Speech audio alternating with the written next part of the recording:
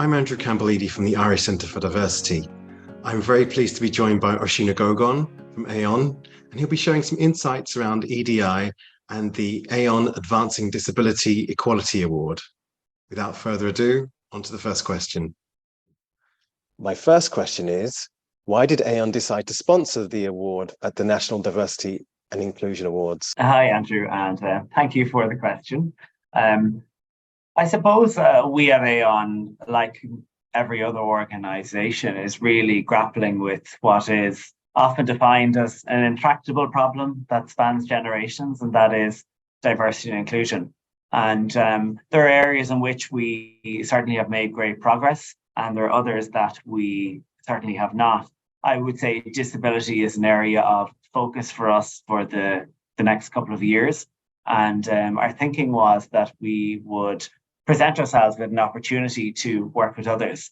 I think there's broad recognition that transformational change really will only occur over time through consistent and cohesive efforts with others.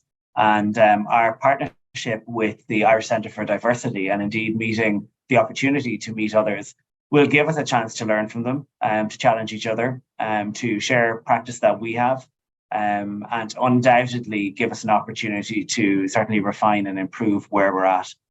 So for us, it's a very, very easy decision. It was one of the chosen pillars for us for the next couple of years of our I&D strategy, and there felt like good alignment between it and this particular award. Also, suffice to say, the categories and the applicants are pretty exceptional, so we knew we were in for a good chance to learn. Thank you very much. Straight on to the next question then.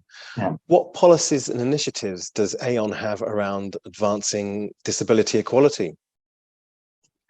So, as I mentioned earlier, it's an area where we're not superb. But earlier this year, we did introduce a new way of working, which we call smart working. And smart working is less concerned with where you work, but how you work.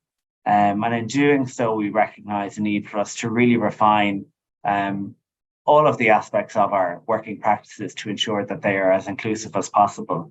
We really pride ourselves in fostering a workplace where people are measured by their character and their ability. And in doing so, that's going to require us to have some refined approaches. Very simple things like looking at how our recruitment practices enable candidates of all backgrounds and capability to apply is a big one.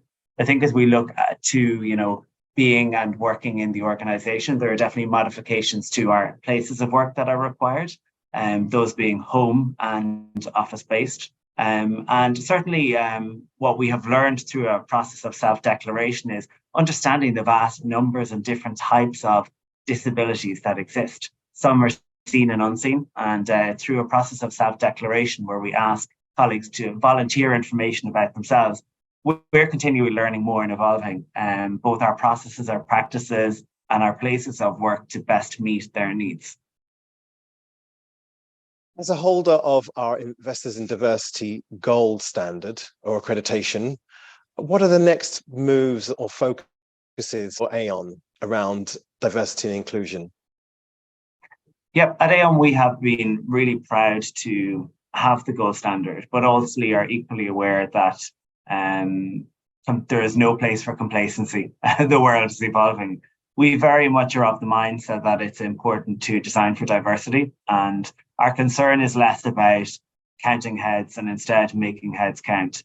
To do that, we have global structures in place that support our inclusive leadership program, but more importantly, we break that down to regional and country levels. So in Ireland today, we have a 4-pillar structure and a strategy that is aligned around representation, recruitment, promotion, and education. And within that framework, and our business resource groups and our Irish Inclusion Council work really closely together to identify key themes or areas we want to focus on. The reason for sponsoring this Disability Award was it is one of those chosen pillars, along with continuing to manage things like gender type, that aspect. So our focus will primarily be on disability this year, both understanding where we can improve and importantly, make a commitment to make those improvements.